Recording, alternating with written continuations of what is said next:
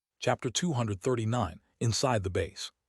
What was the use of complaining if at the end of the day you were already dead? No use. Wenru didn't even think twice as he put an extremely flattering smile on his face, while closing the bag filled with rice and other types of food. Apparently everything is in order around here, two gentlemen. Nangongyi and Bai Zemin couldn't help but look at each other. The two men with age differences so great as to be father and son thought at the same time that there was one thing that had not changed. No matter whether it was in this new world or the previous one, without sufficient power, one alone would be mocked and humiliated. Would Wenru be acting the way he was acting now if not for Bai Zemin's demonstration? Of course he would not. Most probably at this point, Bai Zemin and Nangong you would have lost all their belongings, and to make matters worse, they would have no place to cry about it. Public complaints before the apocalypse broke out and the old society collapsed were basically useless, not to mention now that the society had fallen and the world was in chaos.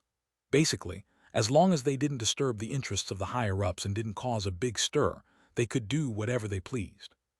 Bai Zemin could not help but feel that it was a pity that Shangyuan Bingzu could not witness this. He wanted her to see that the camp which was established by the government police forces was plagued with black spots. Soon after, the two armed men had also carefully closed the bag, where the high-calorie foods were before walking away from the table, as if they were afraid that what was inside the bags would eat them, and not vice versa. "Two gentlemen, please fill out this form." Wenru walked over to a plain desk and took out some papers before handing them to Bai Zemin and Nangongyi with both hands. The casual expression on his face that he had earlier was nowhere to be seen, and there was only respect and precaution. Bai Zemin read the document and realized that it was similar to the papers that his group delivered to Beginning Village every morning in the central square.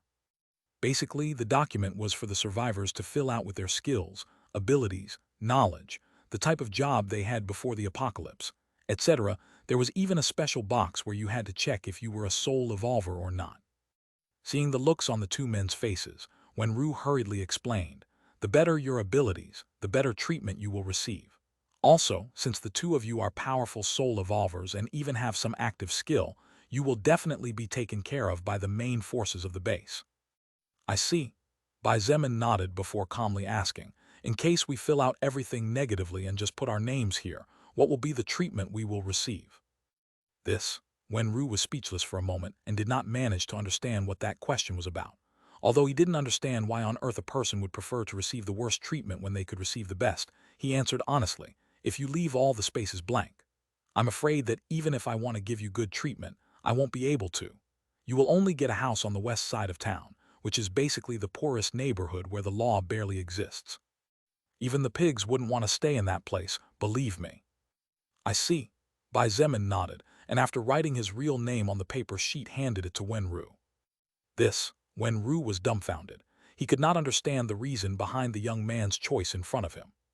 Of course, even if Wenru banged his head against the wall several times, he would never imagine that the two people in front of him had no intention of obeying the government, nor were they in search of such small benefits.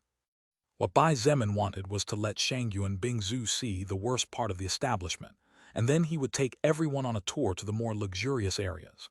In fact, even he himself was curious, as he wanted to compare the quality of this base compared to the one he had established. Nangong Yi handed the form in blank except for his name as well. He put a false name instead of his real one. The base had over 3,000 survivors.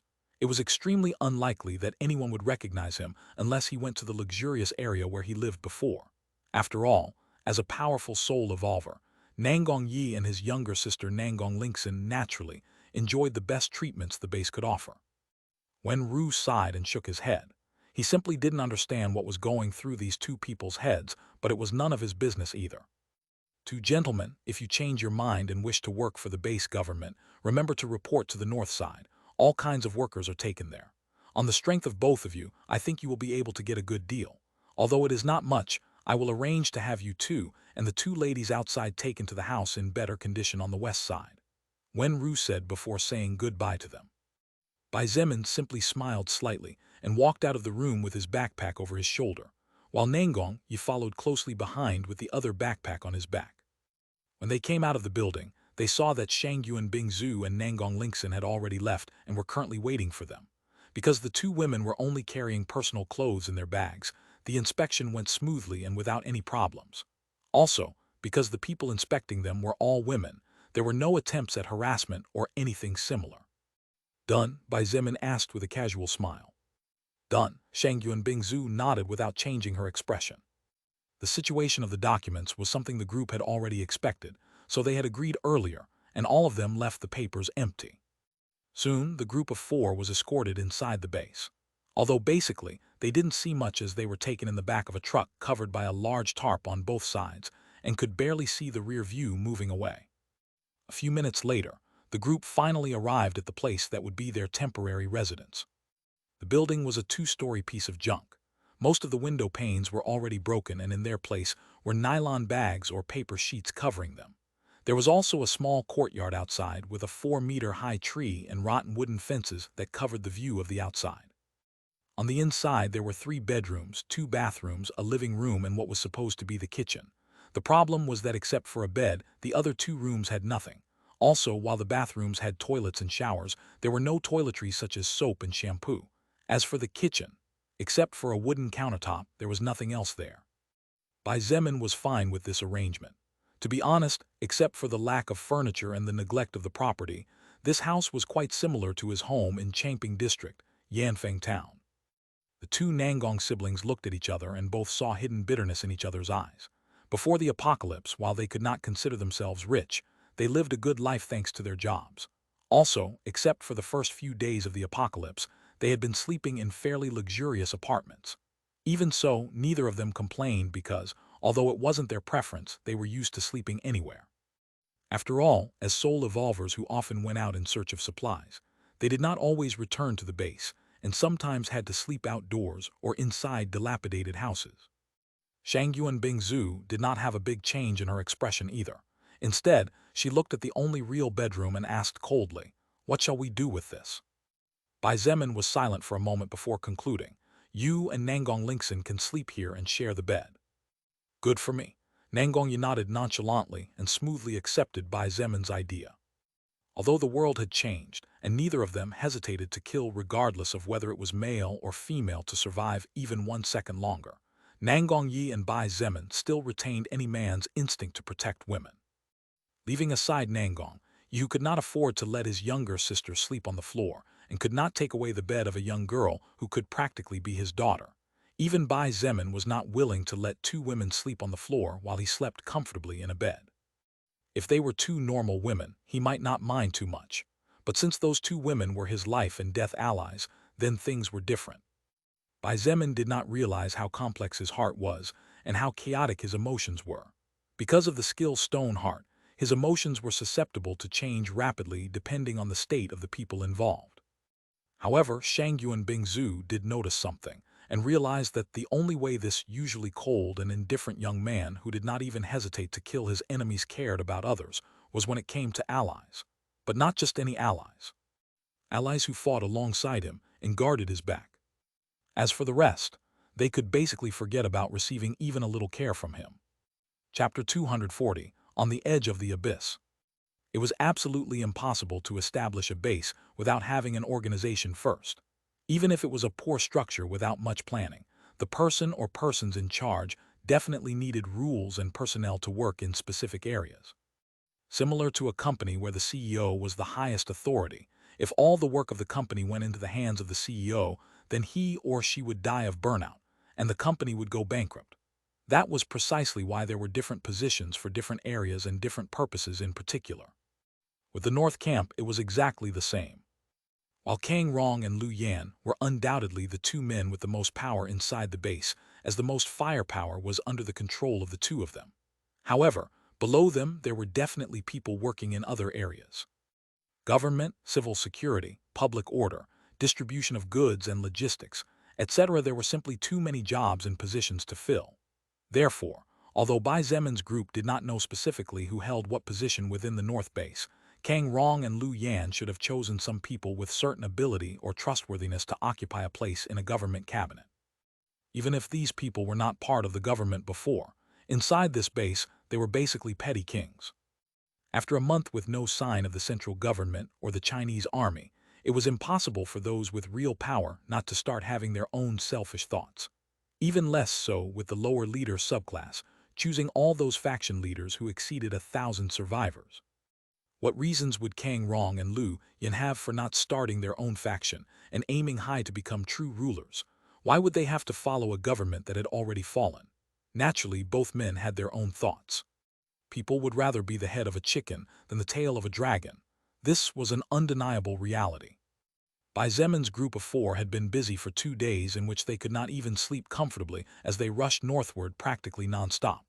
Therefore, they were currently quite hungry. "I'll be right back," Bai Zemin said as he walked towards the door of the building they were staying in.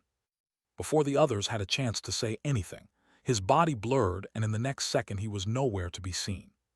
He had vanished like a ghost. Where? Oh, I get it. Nangongyu was going to ask where he was going but soon seemed to think of something and smiled knowingly.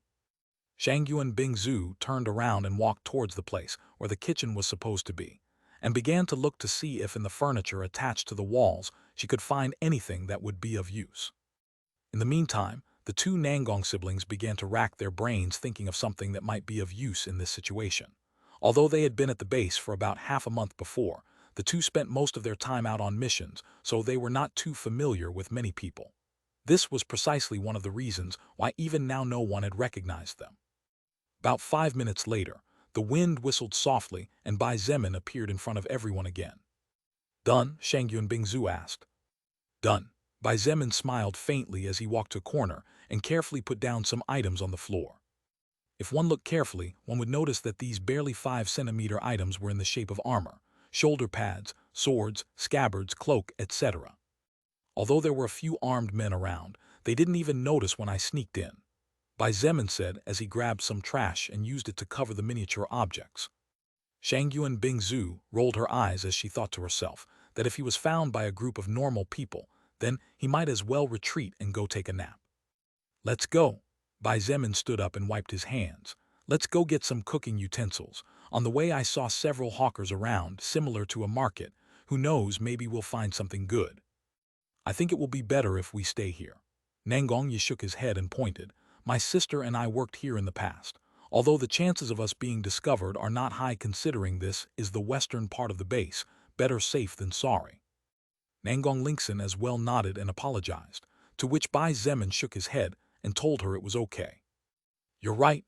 Bai Zemin nodded towards Nangongyi before calmly saying, "Then you and Nangong Lingxin wait here. We'll be back soon.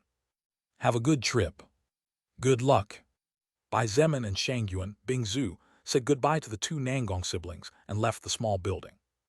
Although they had not been able to appreciate it well before, now that they were calmer and had more time, they both finally noticed that the situation in this area was really bad. It could even be said to be worse than what Wenru had told Bai Zemin earlier. In fact, the house they were currently staying in was a mansion compared to the makeshift wooden shacks that were everywhere. As they walked through the streets, Bai Zemin and Shangyuan Bingzu saw many people lying on the ground or resting with their backs leaning against the wall of some old house. All of them were wearing dirty clothes in poor condition, while the putrid smell coming from their bodies was practically unbearable, which signaled that they did not even have access to a proper shower. The eyes of these people did not even sparkle, and they seemed to have lost all hope as they awaited the arrival of death. What a horrible situation!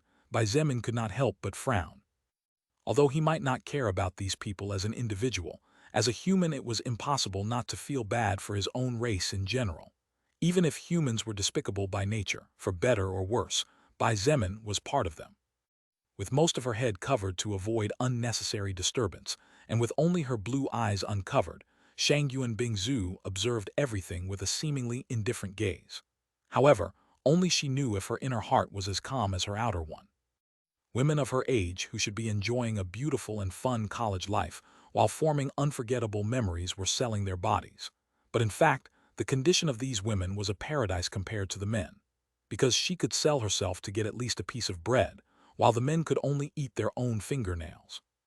Old men who should be peacefully enjoying their final years at this point were as thin as a toothpick while looking up at the sky, as if asking what they had done wrong. Just a glance at the miserable state of these people would make anyone realize that they had not eaten properly for a long, long time, and were barely surviving with an existence as weak as a candle flame in the middle of a storm. Unconsciously, Bai Zemin clenched his fist and thought aloud, "If anyone dares to betray me, if anyone dares to cause chaos, I will definitely turn them into miserable slaves and make their lives a living hell." Bai Zemin did not feel pity at this sight, nor did he feel the pride he thought he would feel at the sight of this base's administration being infinitely inferior to his own. What he felt was anger, anger that threatened to burst into a raging flare at any moment. In beginning village, even the lowest citizen enjoyed 3 meals a day, an old house but with the necessary comforts to live in, and were even given the opportunity to work for a better living. Compared to these survivors, the lives of the people in Bai Zemin's faction lived on the ninth cloud. This was all thanks to him and the other soul evolvers risking their lives to give them safety. So, if anyone dared to stab him in the back, or if anyone dared to cause disturbances that threatened the peace, Bai Zemin would definitely make those people regret ever being born. "I think the slavery system might not be so bad after all," Shangyuan Bingzu suddenly said.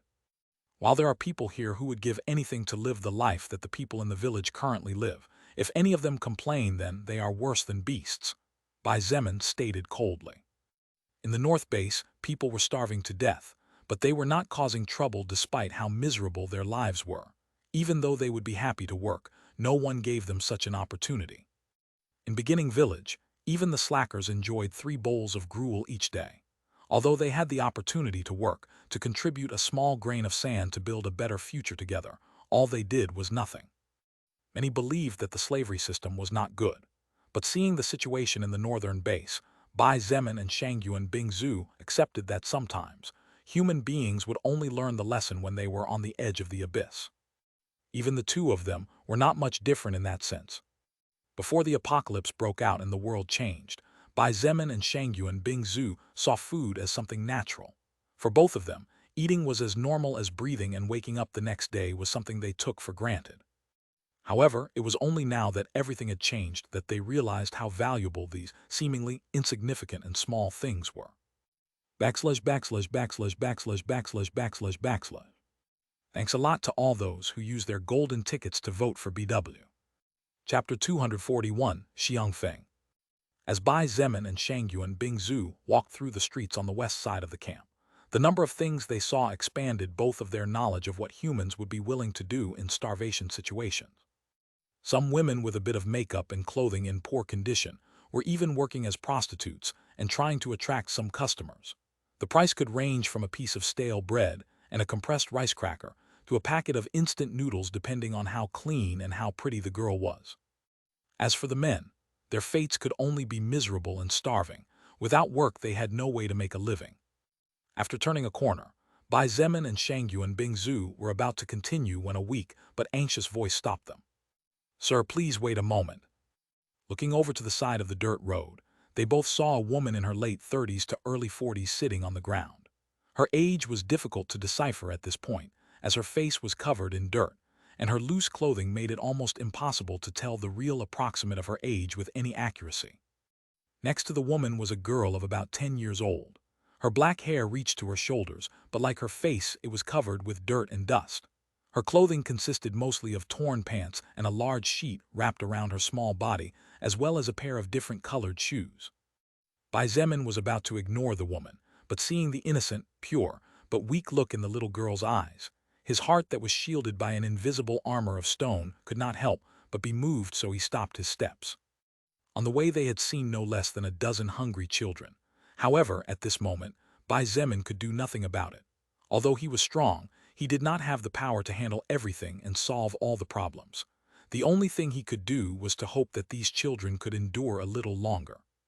When he took over this whole base and began to apply his own rules, the miserable situation of those who were weak because life had not given them enough time to grow up would be different.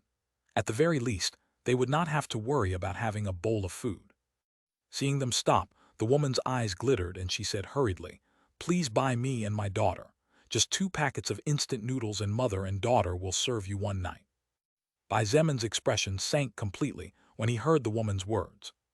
Even the usually indifferent Shangyuan Bingzu had a noticeable change in her covert expression. What did you say?" Bai Zemin gritted his teeth and said with difficulty. He looked at the little girl and realized that although she was frightened, she did not refute her mother. You sell your little daughter." Shangyuan Bingzu also couldn't seem to believe what she was hearing, so she asked again, as if she wanted to make sure her head was wrong because she didn't want to believe the words that came out of the woman's mouth in front of her. As if realizing the anger coming from the people in front of her, the woman hesitated on what to say next. A look of heartbreaking pain shone in her eyes and tears began to fall down her face as she said in a choked voice, My daughter and I, we have not eaten properly for over 2 weeks." Only a person who had experienced hunger would be able to understand how terrifying that feeling was. When your body itself begins to devour you alive, as your flesh slowly begins to be swallowed by the blood in search of nutrients to survive. The pain of having an empty stomach was not something anyone could endure, and even the bravest soldiers would bow down to such a feeling as the days went by. It was just that Bai Zemin and Shangyuan Bingzu had never experienced the feeling of starvation.